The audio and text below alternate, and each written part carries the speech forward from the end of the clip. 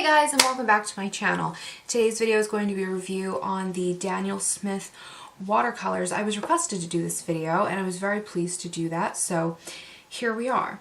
What I have here is I've done a lot of swatches. I've swatched them out really large. We're going to be talking about pigment information. We're going to be talking about light fastness, how they glaze, how transparent they are, as well as comparing them to some other brands that I have here. So hopefully my goal for this video is to make it as thorough and comprehensive as possible so everybody gets something out of it. Before we get started, if you haven't and you'd like to, hit the subscribe button so you won't miss any more videos, because there'll be a lot more reviews coming in the future. And give me a thumbs up if you don't mind before you go, because it really helps out my channel. So let's go ahead and get started. Daniel Smith, I've got a lot to talk about. I've got a good sampling here of what the brand has to offer. In this video though, we are going to be talking specifically about the tube paints from Daniel Smith. Daniel Smith paints are available in 5ml tubes, 15ml tubes, as well as various sets that they have to offer. They also do offer some half pan sets that they have like already pre-made out, and I can't speak on those in this video because I don't have any experience with those. So if you were looking for that, unfortunately this video doesn't have that, but this video will be about specifically the tube paints. So to get started, I did want to talk about pigment information, light fast information. I wanted to talk about the paints specifically that I have, as well as take a little bit of a deeper dive into the Essentials watercolor set specifically, because that was something that I got asked a question about, and I do think it's really worth talking about this set specifically. So like I said, they come in 5ml tubes and the 15ml tubes. I do think that the 15ml, though they are a little more expensive, are the most economical choice in the long run, and they really are worth it. So on each of the tubes, you're going to get pigment information as well as light fast information, so they're very transparent, this brand, which I appreciate coming from a standpoint of an artist who really cares about their work and the longevity and the archivalness of it. So we're going to be talking about that. Oh, and I also have some of the iridescent watercolors to talk about, though I was thinking about doing a whole separate video on these eventually, because there's just going to be too much to cover in this video to probably give them the proper time that they deserve, because they really are neat, and there's not going to be time to cover about all the stuff that you can do with those. So let me just move all that off to the side. What I have here, like I said, is I swatched them all out really large so you'd be able to see it. And then on the right hand side, I did a glaze down the side so you could see how they layered up. And down here at the bottom of each of them, I have a black strip of ink that I allowed to dry and heat set, and then went over it with a pretty strong swatch of color so that you'd be able to see how transparent they are. And overall across the board, I have to say most of them are just lovely. They really are very, very transparent, and they really are some of the finest quality paints that you can buy that are available. So the colors that I have here, starting off with the coolest yellow that I have is Hansa Yellow Light, and that is PY3. It's a light fast of 2, and I think they're calling this one transparent, but I would venture to say that it's semi-transparent, because it did kind of leave a little bit of a cloudy surface over here, a little bit, just a little bit. Now, it is pretty transparent, and I can see why they included that, because it's a very green biased yellow, but for me, it's not my favorite yellow, and it wouldn't be my first choice. I usually prefer an Arulian or an Azo yellow, and we'll talk a little bit about that later when we get into some comparisons and color mixing. I also have Hansa Yellow Medium, which is PY97. Now this is a great yellow. This is a real workhorse yellow because it's very transparent. It is light fast 1, which is excellent. And it's a nice middle of the road kind of primary yellow, and you're going to get a lot of use out of that color. New Gamboge, which is a convenience mixture of the PY97 and PY10, also light fast 1, and very, very transparent as well. It's a very warm this would be like a cadmium yellow deep kind of substitute color. It's really, really lovely also. I've got Pyrrole Scarlet, and a lot of these colors are available in this set as well. This is a great warm red, and I liked this so much that not only did I get it in this set, but I picked it up in the large tube to have available to put on my permanent palette, because this is a great transparent warm red. I love that color, and that's PR 255. Permanent Alizarin Crimson, which is a light fast of 1, but this is a triple pigment mix. Now you could see it did glaze up very nice. I don't have any complaints about the hue, but because it's that triple pigment, and I will take a picture of this and I'll post it on my Instagram as well as post it to my Facebook, so that all the links will be down below so that you can take a look at this if you like. Because it's that triple pigment, my concern is that it may not mix as cleanly. I do prefer single pigment colors whenever possible. When you start getting to those triple pigments or even more, you might start getting into trouble. I have Quinacridone Rose here and Quinacridone Pink. And even though they look virtually identical, and I would say if you have Quinacridone Rose, you do not need Quinacridone Pink. Quinacridone Pink is maybe just a little bit warmer, but they're very close. You could absolutely use them interchangeably, but I would go with the Quin Rose because it's a light fast of 1, as where the Quin Pink is a light fast of 2, and that's PV 42. But you don't need both. Absolutely don't need both. Go with the Quin Rose because it's more light fast. Quinacridone Purple, which is PV 55, and that is very transparent and a beautiful, beautiful, intense, warm violet color. And if you want to see this color in action, it was the star of my last Roses painting. So I will link that painting in the iCard and probably down below as well at the end of the video, so that you can check that out if you like. Dioxazine Violet. Now, I called this Dioxazine Violet. That's my mistake. They're calling it Carbazole Violet.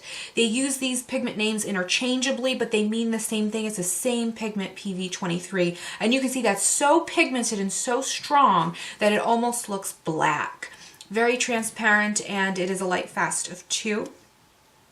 French Ultramarine Blue, which is your standard PB 29, and it's a light fast of 1, but I will tell you the most unique thing about theirs is that I would have to say hands down Daniel Smith's Ultramarine Blue granulates the most out of any brand that I've ever tried.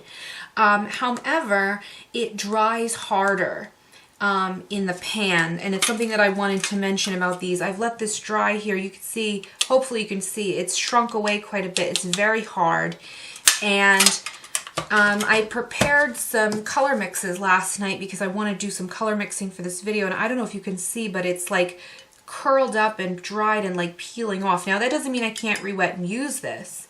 You understand. It's perfectly usable paint, but just something I wanted to mention. It does dry very hard, so you may want to draw, like, when you squeeze the tube into the pan and let it dry, you might want to add just a drop of honey or glycerin just so that it re-wets a little bit easier for you, especially if you're going to be squeezing it into a large palette.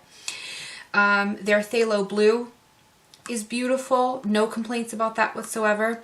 Their Sap Green is also a triple pigment color, and it's lovely. I know this is a favorite sap green for a lot of watercolor artists. And it's very warm, very chromatic. It's a gorgeous color. It really seems to glow very nicely. Again, light fast 1. All of these from here on out are a light fast of 1. Their Yellow Ochre is the most transparent yellow ochre that I've ever had. It's so much more transparent than Winsor & Newton. It's not even funny. And I've got the comparisons coming up.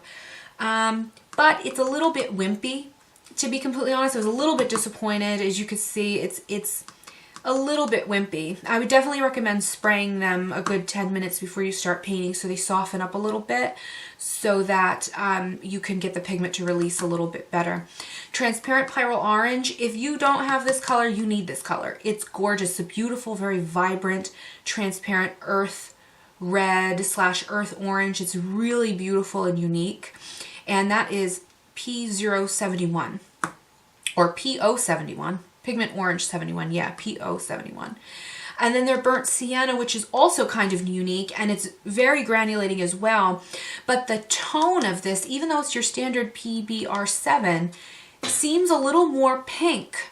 And when we do some color mixing, you'll see that it doesn't neutralize out with ultramarine blue quite the same. It almost goes a little bit violet or a little bit plum, which is beautiful. It's absolutely beautiful, and it's a nice change to have that.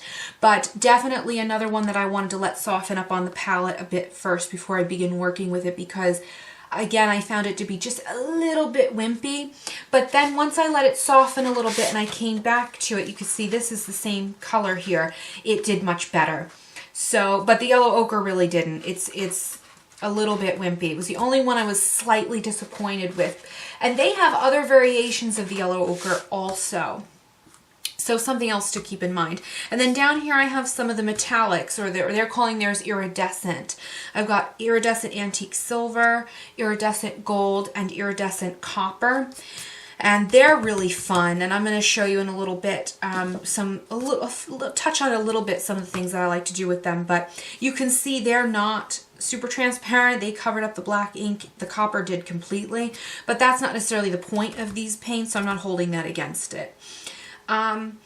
So yeah, overall I have to say they glaze really beautifully. They flow really nice wet into wet. They are very, very beautiful, nice quality paints. I rank them far higher than Winsor & Newton. They perform really, really beautifully. I've used them quite a bit, and I have to tell you, I was really blown away by this brand. There was a time when I thought maybe they were being overhyped a little bit, but I can absolutely see why they gained the reputation that they did, because they are excellent. They're absolutely excellent quality paints. So next, I'd like to do a little bit of color mixing and show you just how cleanly some of them mix, and then we'll get into some set some of the colors out. I put it on this porcelain plate that I wanted to show you some of the color mixes from.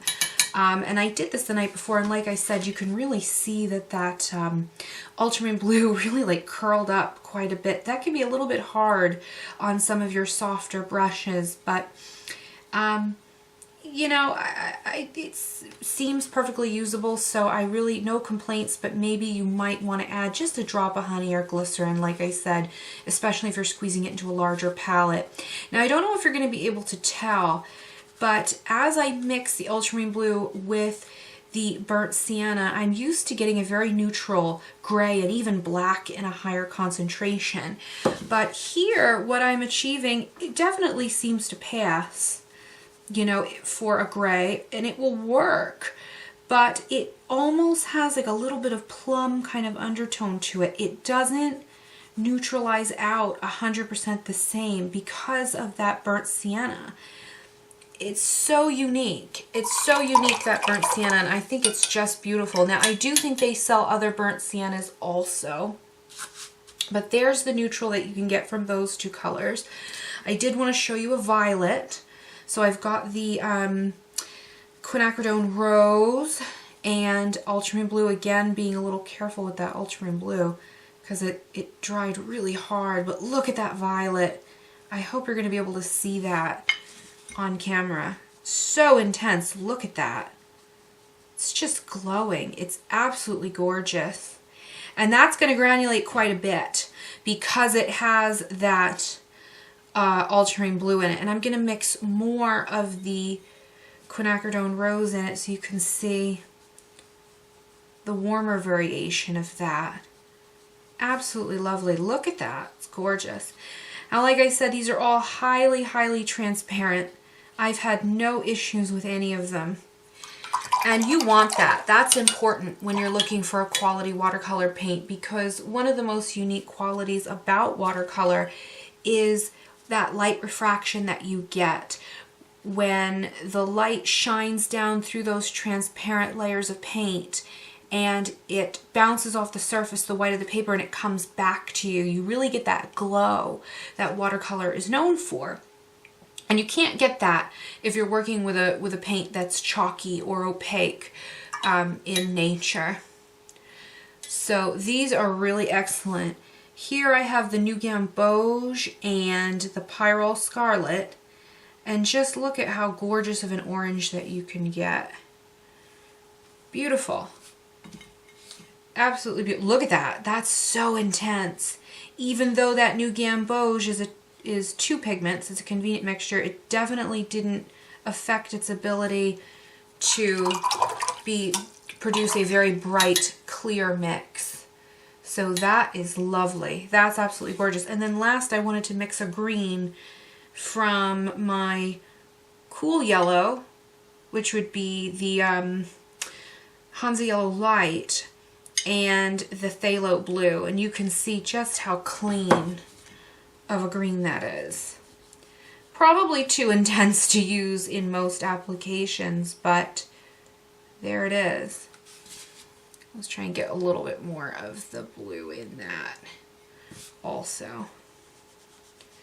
So that's absolutely lovely. And I'm very happy with that. Now, most of what I just mixed here came from that essential set, and I'd like to talk a little bit about the essential set next. Everything that I mixed on this plate came from the essential set except the burnt sienna, which I would highly recommend that you pick up if you're going to get the essential set, and I definitely recommend it. It would be nice to add a burnt sienna, a yellow ochre, and a sap green, and that's going to make it so much more versatile. But with what comes in this set, you can absolutely mix so much, because this is really smart what Daniel Smith did. And here are the swatches of just what's in this set. I would call this a very modern color theory mixing set, because you get a warm and a cool version of each primary. And the reason I say modern is because you're getting the benefits of the more modern pigments. So instead of a cadmium yellow, you're going to get Hansa Yellow. Instead of a rose madder, you're going to get quinacridone rose. Instead of a Prussian blue, you're going to get a phthalo blue. And I am 100% in love with this split primary kind of thing that they've got going on here. And I love that they did it the modern way, because number one, the historical pigments like Prussian and cadmium, not only can they be more toxic, and in the case of Prussian, not as stable or as light fast, but I prefer these pigments to cadmium. A lot of the time maybe you're taking a watercolor class and the instructor or the teacher will tell you get cadmium red, cadmium yellow, and in watercolor I disagree with that 100%. I would definitely recommend a gamboge or quin rose instead of cadmiums, or in this case it would be the pyrrole instead of a cadmium red, because not only are they more toxic, and that's a personal choice, if that's your choice to make whether you want to use cadmiums or not, but far beyond that, my objection to cadmiums in watercolor is that number one, they're heavy sedimentary pigments because they're heavy metals, so they granulate, and they granulate quite a lot. And they're also more opaque in nature, especially that yellow. It's very opaque. And as we already talked about, you can't get the brilliance and the beauty and the luminosity from your watercolor if your pigments aren't as transparent as they could possibly be. So, and the last objection I have to cadmium is that cadmium yellow and cadmium red in particular, they're dirty. They're not as visually eye clean as these modern pigments are. So you can always make a clean pigment dirty, neutralize it with a complement, but you absolutely can never make a dirty pigment clean again. So it's important to understand those things and deciding which pigments are going to be for you. You might see 2 tubes of paint in a store and the 2 colors look virtually identical next to each other, and you not understand why you would pick one over another. Well, those are some reasons. All paints are different. The working characteristics are different. So when you get this set, like I said, the 5 milliliter tubes come inside. And even though they're smaller tubes, if you're familiar with watercolor, you know just how far these little tubes really can go. You can refill a half pan at least twice with these, maybe 3 times. I mean, I would definitely say 3 times, maybe a little bit more actually. And you're going to do several paintings with that. If you haven't tried any artist grade watercolors yet, and you were interested to try them, this is the set 100% I'd steer you to, because you're going to get all your important primaries, your split primary system here, and you're going to be able to mix virtually anything from these colors. And then for convenience, you might like to add, like I said, a sap green, a burnt sienna, and a yellow ochre, and you genuinely wouldn't need another thing. You'd have everything that you needed. And this set you can get sometimes at Dick Blick or Jerry's Adorama for right around like $30 to $35, I think. So this is a great value and truly very economical. Made it to this point in the video, what I wanted to do is I wanted to talk about some comparisons with these pigments. So what I've done is I've swatched them out. I've got all the leading brands here, their most popular kind of competitors here, and I wanted to talk a little bit about some of the comparisons. So what I have here is I've got M. Graham's Azo Yellow, and I'm comparing it to the Hansa Yellow Light by Daniel Smith. Now they are different pigments, but as I mentioned before, I prefer an Arulian or an Azo to Hansa Yellow Light, and I'm not sure how well it'll show up, but in person I can see that that definitely has that kind of green tinge to it, and it's a little bit dirty looking almost, so that's not my first choice for a cool yellow. And the Azo Yellow is going to be more light fast, and it's stronger. So that really is my favorite yellow, and I think I've talked about it before on this channel. I compared Winsor Yellow to Hansa Yellow Medium by Daniel Smith. Very comparable, but the Daniel Smith is stronger.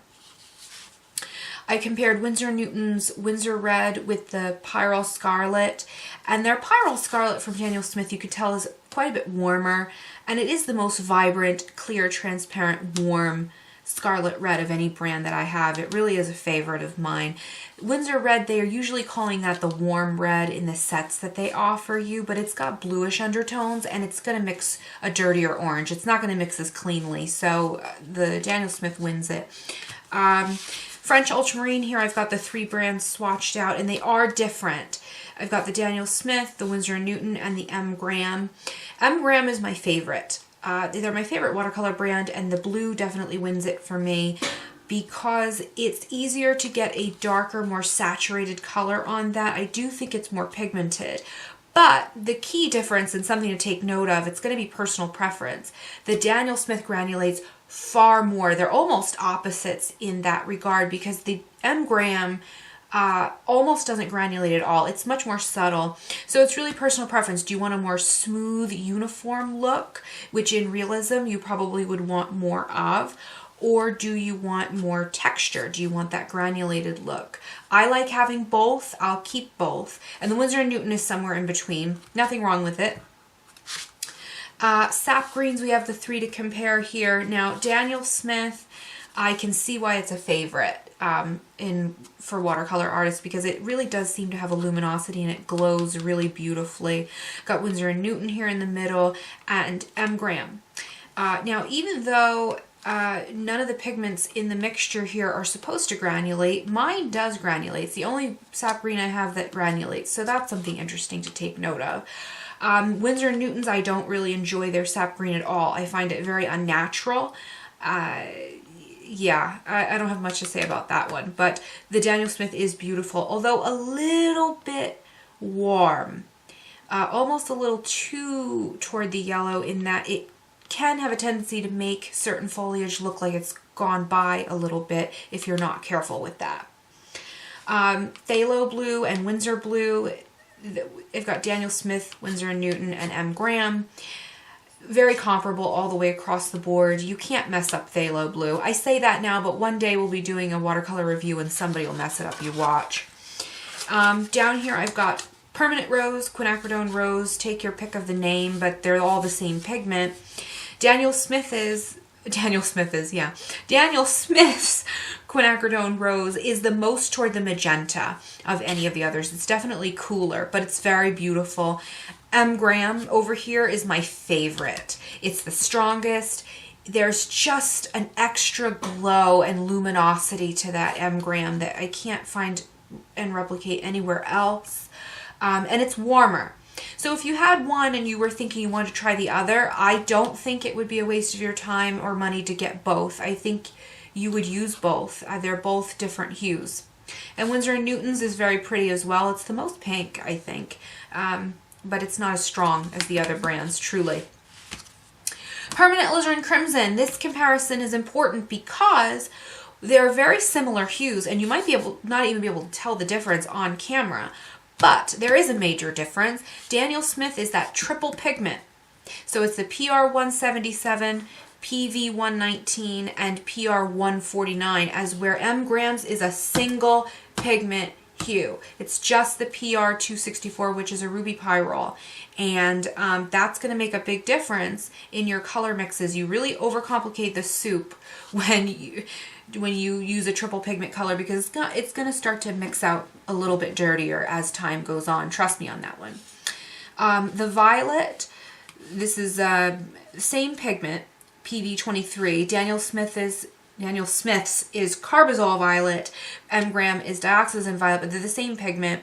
The Daniel Smith wins it in vibrancy, because I do think it's more vibrant, but M grams I think is a little bit more natural. So if you are a landscape painter, you may prefer the M gram. It's really going to be personal preference there again.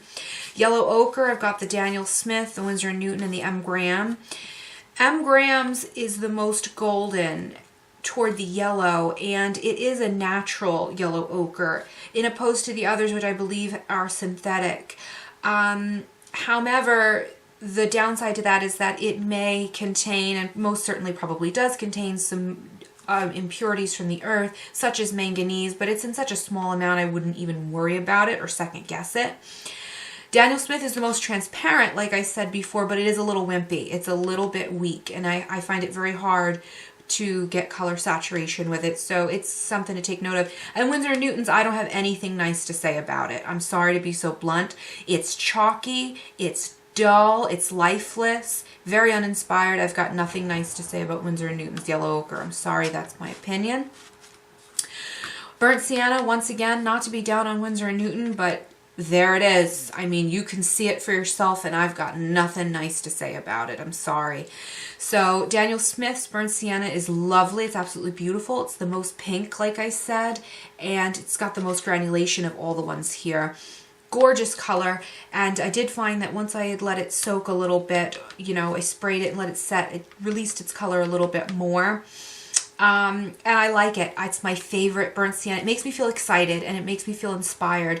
Now, I know they also have like an Italian burnt sienna and a lot of other variations, but just their plain burnt sienna is lovely. In the middle, you've got Winsor & Newton's, and then over here you've got M grams, which is more of a true, like, traditional burnt sienna. It's very brown. And I wanted to show you by comparison, Winsor & Newton is not using PBR7, they're using PR101. So you might think, oh, it's a different pigment, that's why it's wimpy like that. But here's M grams PR101, which is transparent red iron oxide, and you can see how strong that is. So there's no excuse for that, absolutely none, and you won't get any excuses here either. So I will also take pictures of this comparison chart and link it up and post it to my Instagram and Facebook in case you're interested in that as well, in case you found that helpful. So just to kind of wrap this review up and give some of my final thoughts, these paints are absolutely beautiful. I rank them above Winsor & Newton. They're right up there with M gram for me in most regards, but M gram is going to have the stronger earth tones, and they really do have some of the strongest earths of all the brands I've ever tried. Very transparent, very intense colors, not too much color shift when they dry, although the quinacridone purple I noticed in lighter tints did dry a little bit dull, but I didn't notice the same in the mass tone. So in stronger tints I didn't notice it as much. Quinacridone rose versus quinacridone pink, I wanted to touch on this for a second also. They have a color range of like over 300 colors, and this kind of situation happens a lot where you've got like quinacridone red, quinacridone pink, quinacridone coral, quinacridone whatever else, magenta, and it goes on and on. You've got 5 or 6, even 7 pigments sometimes in a row that look almost identical toward one another. It's unnecessary. It's a little gimmicky to me personally. It's very unnecessary when you're going to be a much stronger, better artist when you work with a limited set. And 300 colors, a lot of them are convenience mixtures, and a lot of them are near identical pigments. I'd go with the tried and true in that instance. I like the Quin Pink, don't get me wrong, but it's not as light fast, and it's so close. You don't need both. Their French Ultramarine is ultramarine is beautiful. I did think maybe in the most opaque, like not opaque, but the most strongest concentration I could put over it, it was a tiny bit less transparent than some of the others. You can see it clouding over a little bit. But again, very lovely, very, very granulating, but that's as much as you're going to be able to build it up. Like, it's not as strong or as saturated, unfortunately, in my opinion, as some of the other ultramarine blues that I have. So it wouldn't be my only ultramarine blue. I would definitely use it. I would want to have my M Graham in conjunction with it. So the only one that I was like not super disappointed with, but a little bit disappointed with was that yellow ochre. I found it to be a little bit wimpy. But the rest overall, very, very beautiful. Lovely colors, lovely transparency. They flow nice, they blend nice. I've really got nothing negative to say about the brand, and I will continue to buy from them, and I will continue to use them. So that's pretty much my review. If you have any questions, please leave it in the comment section down below. I'll do my absolute best to answer. And I hope that you found this helpful. I hope that you found it enjoyable. Don't forget to give me a thumbs up if you enjoyed this video on your way out before you go. Subscribe so you won't miss videos. And I'll see you guys in the next one. Bye.